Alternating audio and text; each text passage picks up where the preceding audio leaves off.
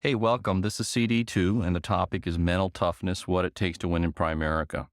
One of the things that I've discovered over the years is that I've recruited countless numbers of people, had everything going for them to be successful and become wealthy here, but they lacked the mental toughness part. Every time they got a little setback, they bolted their tent, went home, they would just be shut down. They'd get depressed and they would just quit. You're not going to win at anything unless you develop a certain level of mental toughness, because when you're building a business or when you're living life, you're going to have a lot of challenges. There's no way around them. The only place there aren't any is when you're 6 feet under, guys. One of the key things to developing mental toughness is first deciding in advance how you're going to react to challenges. Deciding in advance, what you do is you acknowledge the challenges that are going to present themselves, and they're going to happen, that's for sure. And if you have a pre-planned response, it's going to take the sting out of that challenge. If you go into life knowing that some things are going to go wrong and they're not going to go exactly as planned, and you know that you're going to react with the right point of view, the right mindset, when the challenge happens, you're not going to panic. You're not going to go in that useless question of why me, poor me, why does everything happen to me? Instead, you're going to go right into resolving the challenge, which is what all winners do. What winners do, they have the same kind of challenges. They have chargebacks. They have people not show up. They have business fall off the books. They have people quit. All those things happen to all the people who have won big. It's happened to me over and over again. I decided in advance that when that happened, I was going to look at every challenge as kind of like a wake-up call to, hey, Hector, you've got to get a lot better at this. You're a little deficient in this area. You need to go to work and shore up this weakness. That's the way I looked at it. So I never got down when I had a setback or when something didn't go right. I looked at it like an opportunity for me to, grow and get better. Does it mean you have to like it? Of course not. You're not going to like any of those challenges, but you've got to know how you're going to react in advance. You're going to have to make the decision in advance that when they happen, you're not going to let that detour you. You're going to keep trudging forward and keep moving in the right direction. One of the things I know is that I'm going to have challenges until the day I die. I decided in advance that I would treat every one of those challenges as an opportunity to grow and improve in areas that I might be currently weak. That was really the fundamental choice I made.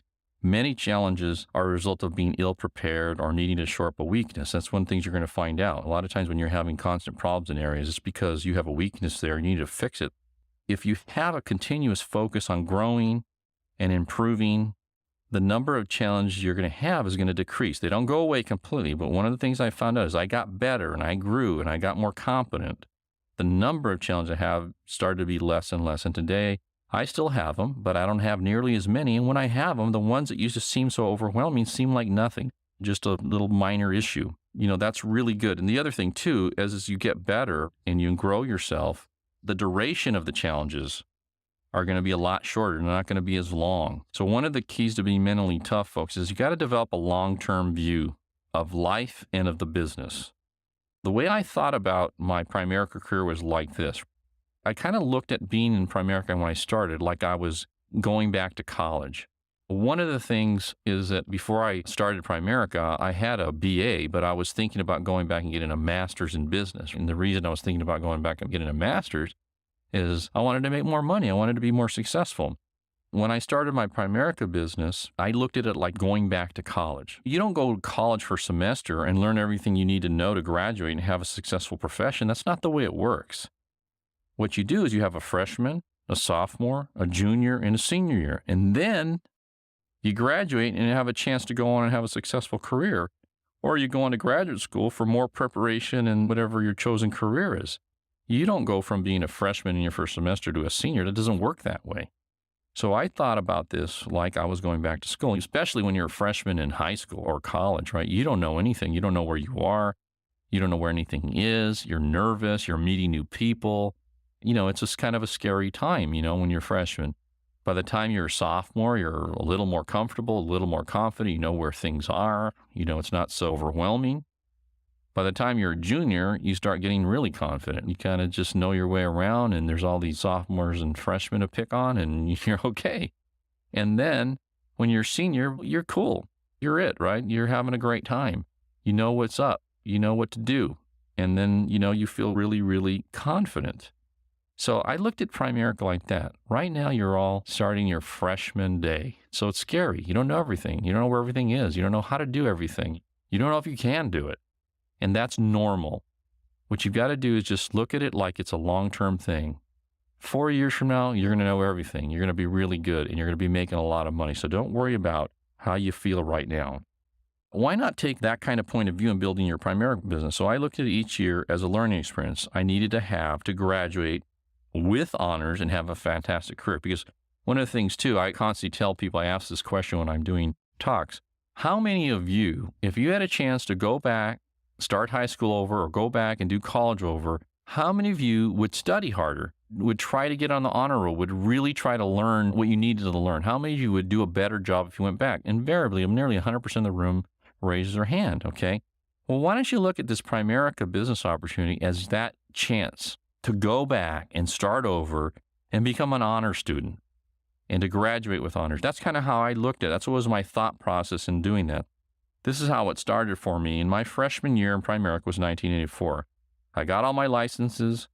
I went on about 20 to 25 training appointments with the idea and the intention of learning all I could to really soak up every experience, to see how people reacted, so that when I was on my own field training new agents, I would be really good and I would have the ability to get great results and train people well so they could go on and build their own successful Primerica businesses. So I was really thinking, Hector, go on a lot of appointments, check everything out so that by the time you get licensed, you really know what you're doing. You're really confident.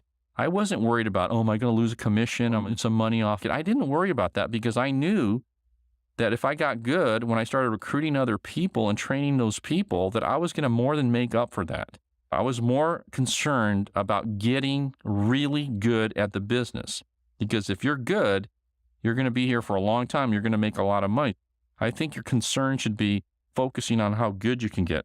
So that turned out to be a very good thing, because by the time I started seeing clients on my own, I was very confident that I could get results and effectively train people. I wasn't hoping I could do it. I knew I could do it because I'd had a lot of experience, a lot of training. This also gave me the confidence to go full time 10 months after I started the business and to get promoted to regional vice president, 17, 18 months after I got started. I did that because of how I started. Let's go back and look at my freshman year. 1984 again was my freshman year. I earned $18,000. Didn't know what I was doing, learning how to do anything, getting my licenses, learning how to set appointments, learning how to do a good presentation, learning how to get referrals, learning the different products and how to present them and how to explain them, how to answer questions. I just looked at it like I was learning everything, and I enjoyed the process, and I made mistakes, but I learned. I got better. In 1985, my sophomore year, I started to get the hang of the business. That year, I earned $35,000. I started to get a little better. I was starting to learn how to train people. I got better at the products. I got better at every part of the business. In 1986, my junior year, I discovered how to manage my time better. So I wasn't very good at managing my time early. I was always working with people I shouldn't have been working with. I made a lot of mistakes, okay? By the time my junior year rolled around, I was starting to get really good. I got a lot better at spending time with the right people. I was more efficient, and I began to start getting really great results. I learned how to train people to get the same kind of results I was getting. I started to learn how to be really repetitious with people and go over and over and over how I did things, explaining things in really, really pretty exact detail, answering questions, that sort of thing. And then this caused my business to really take off. I earned $86,000 in 1986. That was my junior year. And by the end of the year, I developed a fairly large base shop. I started doing some pretty good numbers at that time. My senior year, everything started to come together. I became even more efficient. I learned even a better how not to waste time with people who weren't motivated. I began to understand you really can't motivate people. You had to find motivated people and train them really well so they could feel confident and get results and make money. I think a lot of people waste a lot of time in Primerica trying to motivate people that just aren't motivated. And it's a lot better use of your time to go look for people that are motivated, that do want to do something, that will listen, will be coachable. So I learned people stayed in Primerica if they felt they could do Primerica and make money. I really started to see that. If they felt like they could make money, they would stay. So I focused more on training people on how to get the kind of results I did, because I was really good at getting results because I had worked very hard at getting good at that. So then I worked equally as hard at training people to do exactly what I was doing, to say exactly what I was saying, to present exactly like I presented, to ask questions like I asked questions, to overcome the objections like I did, to do everything, to manage my time like I did. I really spent a lot of time doing that. This is when I began producing a lot of new leaders who believed they could become regional vice presidents with the ability to make big money. So the better I trained them, I could start seeing their confidence low, and they started really believing that they could be regional vice presidents. And by the way, I was paid in that next year, what I call my senior year, $409,000. That year, my life began to change considerably. I really started believing I could really get wealthy building a Primerica business. So my first year out of what I call, for lack of a better term, Primerica University, because those first years, I was just going to school learning how to do this thing. Now I'm out. I'm in the real world. I'm building my Primerica business. My fifth year, things really came together. Many of the people who I spent a large amount of time training began to explode their own businesses. Many of our people began to see themselves becoming wealthy also. The energy in my organization was incredible. Since we all had the same philosophy, and that philosophy, you're going to hear me say this over and over again, is get wide and build a big bay shop.